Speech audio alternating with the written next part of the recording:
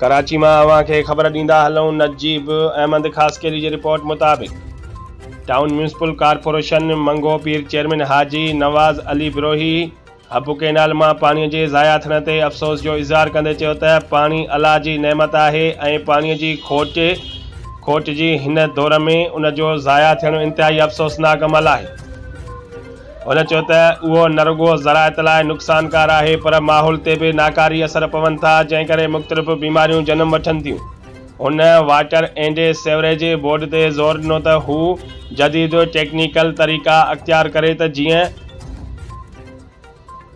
लीकेजिस की मरम्मत ऐं उन मसइले के फौरी हल लाइ पानी के ज़ख़ीरन की बेहतर इंतजामन के यकीनी बनाए सघिजे। चेयरमैन वधीक चयो त वाहन की बेहतर सार संभाल ऐं उन्हनि जे वक्त ब वक्त मरम्मत ज़रूरी है त जीअं पानी ज़ाया न थिए ऐं लाॻापियल खाते के हिदायत कई त वाटर मॉनिटरिंग सिस्टम के जदीद बनाए वञे त जीअं ज़ाया थियण के घटि करे अवाम की सहूलियत लाइ पानी जो वध खां वध इस्तेमाल कयो वञे ज़रई मक़सदन लाइ करे सघिजे।